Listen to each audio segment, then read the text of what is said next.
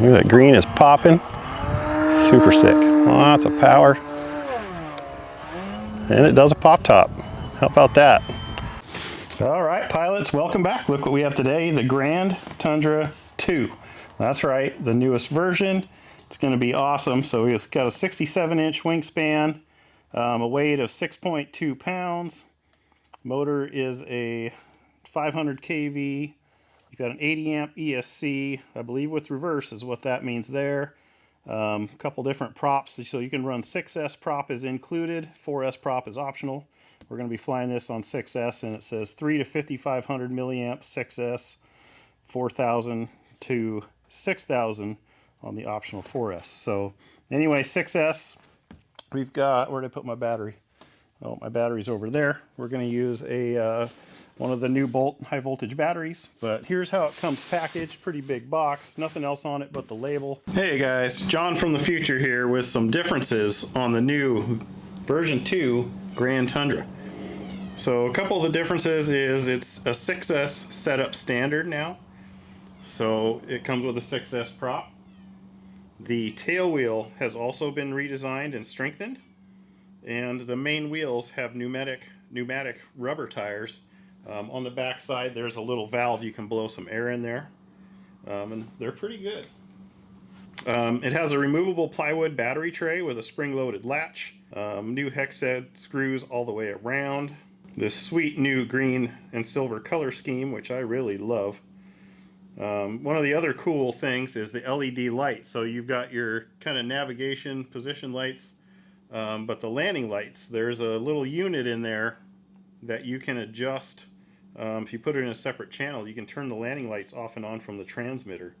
So that's pretty sweet. A 3-position switch is all you need for that. You can even have them flashing, so there'll be a few different modes. Now the navigation lights will stay on, but it's just the landing lights you can adjust, which is pretty sweet. I cut the tape. I have not taken anything out. In case you didn't notice, there is optional floats you can buy, and I'm going to order them as soon as I can. So here's how it comes packaged. I know people like to know that stuff. You can see the tape has not been cut yet. FedEx absolutely destroyed the box it came in, but as far as I can tell so far, it looks like it made it here in good shape. So we'll keep our fingers crossed on that and get this stuff all out of here to show you guys what you get. I really love this green. It pops and looks amazing.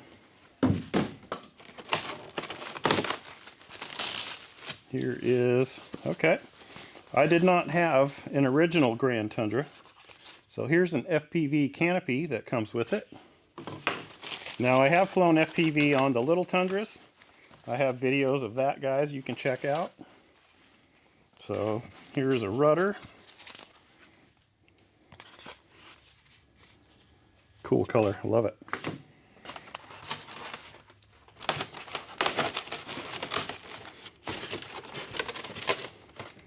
Okay, so here's the tires. They are huge, squishy tires.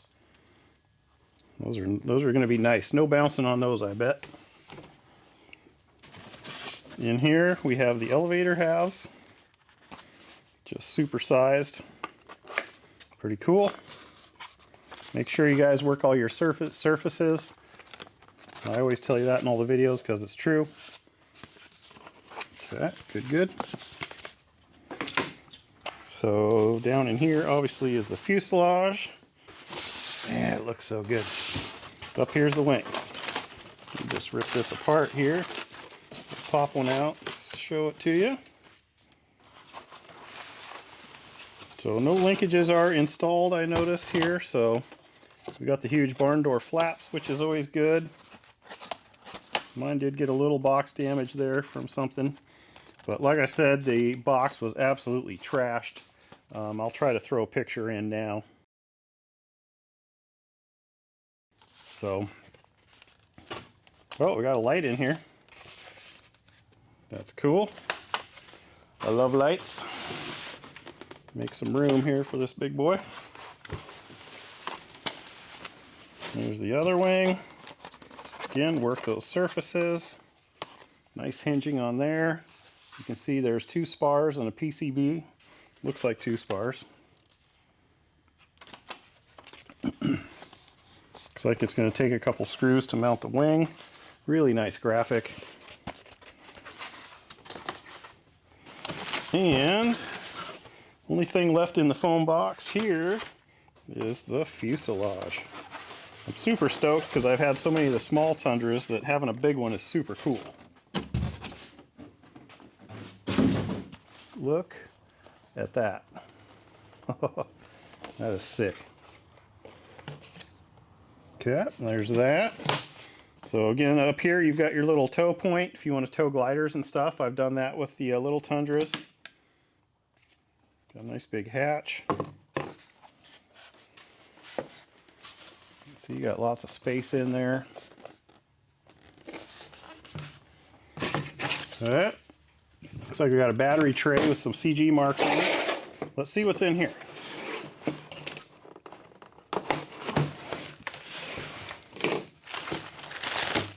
Got a bunch of VGs, tail wheel, springs, other parts. This must be the landing gear. It's got some weight to it, so it must be all metal. That's really cool. Here's your spars, struts, other things, and something else here. Oh, this is on the bottom if you want to put the candy dropper on, which I do have one, guys. Links down below to everything. Don't forget. There's nothing in that little hole. So I guess that's it. I'll get everything out of the package here, show you what's in there, and we'll be right back. All right, here's everything out of the package. Looks great, love it. So you got a bunch of, it looks like the struts are going to go together. You're going to have to screw one leg on somehow. We'll find that out later. You got the little struts for the elevators that most people didn't put on their older versions. So they made this much easier to deal with there. So here's some of the landing gear parts. This is all metal, really good looking stuff. Your VGs, your rubber bands, I'm guessing they must go for here, the rubber bands. Some tail wheel springs, a little spinner, propeller. Yeah, a bunch of screws and goodies. So, all right, guys, links down below for anything I use in my build. And let me show you the bottom of this because I haven't shown you that yet. You can see there's a light right there. You can see the float mount. You can see there's a light or something on the front of the vertical here too, which is kind of interesting. So, all right, anyway, let's get to the build. First order of business is going to be the landing gear, and these are all machined screw holes. So you're going to use these Allen screws, not self-tapping screws. So the landing gear is going to go on like so. Get one on each side, then this center piece will bolt into here, and these rods will go into here like so. Then the other side once you get it there. So these here pivot. There's where you're going to be your suspension. So anyways, once I get that done, we'll come back and show you what it looks like. All right, guys, the gear is going on. And I'm going off the old manual because the new manual isn't ready for us yet. But here's, you can see, came with some little rubber snubbers. I'm assuming go in there for shock. Everything is in place. So screw the main gears down first. Slide this piece into here with the little rubber snubbers on it. Then slide it into these and then put in another bag. There'll be a little tiny screw with a nut. There's a spare one of those, a spare rubber snubber, and lots of screws. Now these rubber bands go on here somehow. I'm not quite sure yet. I'll figure that out and come back with that. But putting the wheels and tires on, they're just simply going to slide on, and then there's a big nut here as well that you're going to put on, a nylock nut. And then that'll complete the front landing gear. All right, guys, so here is the completed landing gear. I just kind of got the rubber bands on there for now. I'll probably try to snug them up a little bit more. It seems like they should be a little bit tighter than that. But yeah, super sweet looking wheels and tires. Landing gear is beautiful. Landing gear bungees. If I get it to focus here. So I hooked it on one, went around. I just did it enough times till it seemed like it was tensioned enough. So you can play with it and keep wrapping it up and you'll get that. And they did give you a spare one of those as well. Next thing they want you to do is the rudder. So we're going to go ahead and do that, and then the tail wheel. I'll show you what that is going to take. It's got these little snap-on kind of hinges here, so it'll pop into place. Looks like there'll be a screw up from the bottom, and then your tail wheel will go on. So the rudder, actually the top point has a little leg on it, so that slides down in. The center one clips in, and then the bottom here, you'll see there's a hole underneath where the landing gear are going to go. Takes a little self-tapping screw. So once you have that in place, then you can take the landing gear. That's going to take some self-tapping screws there as well. And looks like your springs will just go to here and here. Then that'll complete the tail wheel. Here's how I did mine. Then the springs go in the sides. They send you 4 springs, so you've got spares. I took the loop and hooked it onto the tail wheel, and then the other ones you can kind of stick up in there. I figure that way maybe if you ever take it off, it comes off easy. Not sure, but seems to work. So we're going to move on to the next step. Next step will be the horizontals. So you'll have your little spar. That's going to go through into there, obviously. And then you see the hole here, so you'll put it on this side and that side, and the screw will go down into here. Little self-tapper on each side will hold that into place. Then when we come back, we're going to mount the struts. Here's the completed tail. You can see the strut pieces on there. So don't forget, there is one other screw that goes here in the joiner. And then one here and here, here. And the tail is done until we get it bound up to the radio and take care of where the servos are going to be centered and whatnot. So let's move on to, I believe the wings are next. All right, so the wing, you've got your big main spar that goes in the front. This is the one that you'll hook your tow strap to. If you're going to tow gliders, it'll go around that main spar. Your smaller spar will go into the rear hole here. Then the wings will just slide on 1, 2, 3, 4 screws, and then we'll be back with the struts. Okay, we've got the wings on the top. So the way I've got the springs and bungees is definitely not enough once you put the weight of the wings and stuff on there, so double those up. So now we'll flip it over and do the struts. So to start test fitting the struts, you'll figure out what side goes where, and then the final ones, it'll slide onto here and it'll get a screw in it. And then we'll go onto the wing here. I have it upside down, so it's kind of forcing the wing the wrong way, but see, it'll go like that. Then you got these clips. They'll clip into these 3 places. And you got a couple set screws that has a little black screw. We'll have to find the screws that go into there. The only other ones I see at the moment, though, are these silver ones. And I don't think you're going to want to run those all the way through. But let me look around and find them other screws, but then that'll complete the struts. Here is your completed struts. As you can see, went on pretty easy. I did have to drill this one hole out on this one just a little bit. I think it had a little glue in it or something. I just found a couple little tiny screws out of my stash because I haven't found these yet, so hopefully you've got them in yours. But that completes building it. So big, it's kind of hard to see in there, but yeah, so what I'm going to do on mine next is get a receiver in here, get it bound up, and get all the servos centered, and then we're going to walk into putting on the linkages. We've got VGs to put on yet, the propeller and spinner. So anyway, we'll be back once the radio's bound up, and we'll get the linkages on.